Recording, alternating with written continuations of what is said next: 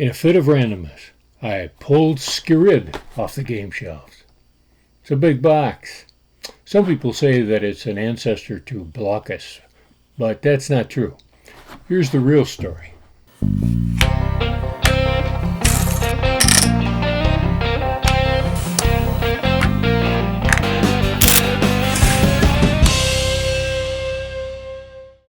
The mysterious and beautiful land of Wales, a land of castle ruins and standing stones.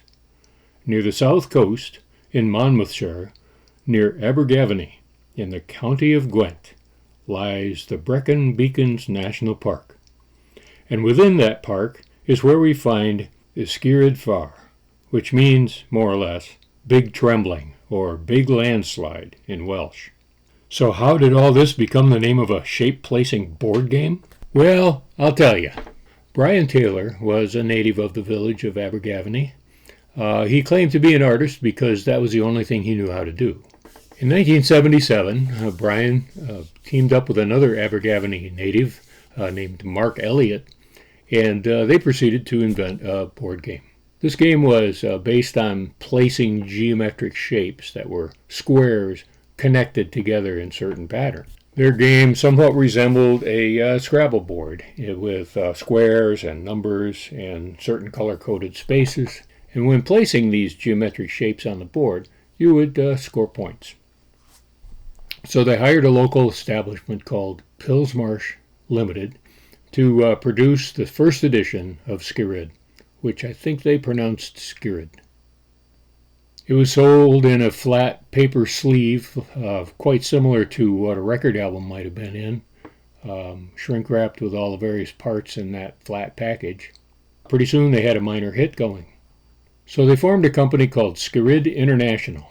It was also known as the Skirrid Company of Great Britain Limited. The business was headquartered in a little town called Blaby, right smack in the middle of the English countryside. And that was where they began to refine their brand and their packaging, look towards the future. Soon word spread far and wide about their clever little geometric placement game, and next thing you know, they had struck a deal with Kenner Toy Company in the USA. Kenner was founded in 1946 by Albert, Philip, and Joseph Steiner. The name Kenner actually came from the street that their factory was on. They were pioneers in the use of television advertising for toys and games, beginning in 1958. The Kenner brand, of course, brought us a lot of classic toys, the Easy Bake Oven, Spirograph, the Give-A-Show projector. And as often happens when you have a good thing going, they got bought in 1967 by General Mills. They kept the Kenner name, however. In 1971, General Mills brought in the Rainbow Crafts division, and that added Play-Doh to the Kenner product line. And all this was organized under the name CPG Products. They reached another turning point when, in the 70s, they managed to secure the license for making action figures for the Star Wars characters. And that ushered in a whole new success story for Kenner in the action figure business. But the Kenner division was still well known for its other toys and games, and 1979 is when they secured the rights for Skirrid and designed this crazy monstrous box. And just so you know, in 1985, General Mills reorganized again, and Kenner merged with Parker Brothers, which General Mills had just bought, and they called that the Kenner-Parker division. Well, then in 1987, Kenner-Parker was bought by Tonka, and then Tonka, this sounds like a broken record, I know, was acquired by Hasbro in 1991. So in the year 2000, Hasbro finally closed the Kenner office in Ohio completely, and the Kenner brand name disappeared from the catalog. But anyhow, the boys from Wales redesigned their English version, and they released a French version of the game. And they made a deal with the big Italian toy production company called Clementoni. And so they had European distribution pretty well locked down. But in 1979, when the Kenner edition was released in the U.S., I bought a copy. The 19 by 19 board is colored in two distinct areas. The central area is called the arena, with numeric values increasing near the outer corners. The players have sets of 18 shapes for the two-player game. The shapes in Skirrid are given names to keep track of which is which. The eye is the simplest one square shape. The rod is a rectangle that covers two squares. The corner is a three-square L shape. The snake zigzags over four squares. The door is a five-square arch, and the gun shape covers six squares. And some have the number 2 or the number 3 embossed in a certain square. Starting in the center, the players lay their pieces adjacent to an existing piece. A piece normally scores the numbers it covers. If it has a number of its own, and that number falls directly over a scoring square, they are multiplied. You can sacrifice a piece by playing it upside down. It scores half, rounding down, and the opponent isn't allowed to play a piece adjacent to the sacrificed piece on their next turn. You can't sacrifice on the first turn, but later on, it's a way to block the opponent's placement options when nearing higher scoring spaces. And you can't play outside the arena until you've accumulated at least 75 points. The score is kept with the help of tracking pieces on the outside edges of the game board. If you're like me, these scoring markers will get bumped and shifted around during the game, and you'll have to guess where they were placed. I recommend NewVenture Games scoreboards to keep score. Of course I do. Play continues until all 36 pieces have been placed and scored. The higher scoring player wins. There are rules for 3 players here. They have a different count for how many pieces you get. For 4 players, it recommends here that you play teams, and so you just distribute the pieces amongst each other. I imagine there's quite a few house rules possible for this thing as well. And there's also a way to play the game with dice, the dice indicating which piece you have to place.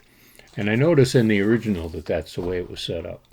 I don't think I'd like the randomness of that very much myself. In 1978, Mr. Taylor got affiliated with the Invicta company. Everybody knows Invicta. Those are the guys that did the Mastermind game and all its variations. They also did some other games. The one that he did with them was called Vagabondo. It was apparently popular enough to be issued in several different versions and different names, but I've never heard of it. In 1979, he was a student and starving artist, and he teamed up with a fellow named Peter Forbes. And together they came up with a game which you might have heard of. It is called Kensington.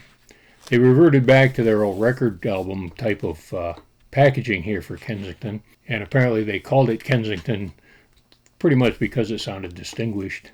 The back of the package has a photo here of Forbes and Taylor playing the game at Kensington Gardens in London. It was successful enough to get the attention of the Spiel des Jahres folks in Germany and got them nominated, and as a matter of fact, they won that award in 1982 for Kensington. Several versions of it were published, including a travel version, and I really like this Romanian version of the game. I think it's very nice. And so that's the game of Skirrid, or Skirrid. There was a patent applied for in 1978. The inventors were listed as Christopher Michael Elliott and Edward B. Taylor. I guess there must have been a trend about using middle names back in the day. That patent refers to UK patents from 1977. The patent wasn't awarded until 1980, but it was shortly after that Skirrid pretty much just disappeared. I think it was a victim of all these mergers and buyouts, and they just had to decide which property was worth supporting. Taylor apparently created another game called Ultimate, but I've never been able to find anything out about it except that it's mentioned as one of his games. And the company Skirrid International went on to publish a couple other games as well. A kind of an odd little example was a game called Metal Mickey in 1981. The design is actually credited to the game historian David Parlett. He was the author of the Oxford History of Board Games. It's a clever little puzzle game. It's got a kind of a weird backstory about this character called Metal Mickey. Another one that they published was called Heil 7. And that one was a praiseworthy little abstract game. In fact, it was published under the name Vis-a-Vis by Selchow and Ryder a few years later. You don't hear much about the Skirrid unless you're on holiday in Wales, I guess. Kensington is still played. There are clubs, actually, online that you can find to play Kensington. I'm not really sure what happened to Taylor or Forbes or Elliott, but they did leave a legacy of games, which is a good thing. So if you happen to find a copy of Skirrid that you can pick up and play, I think it's a fun little puzzle game. After you play it for a while, you get used to the shapes and how they fit together. It's pretty clever, and I guess you might say frustrating sometimes to think you're after some big points and then find out the shape is just a little wrong. And so, play Skirrid, visit Skirrid, but you know what I always say, be sure to play every day.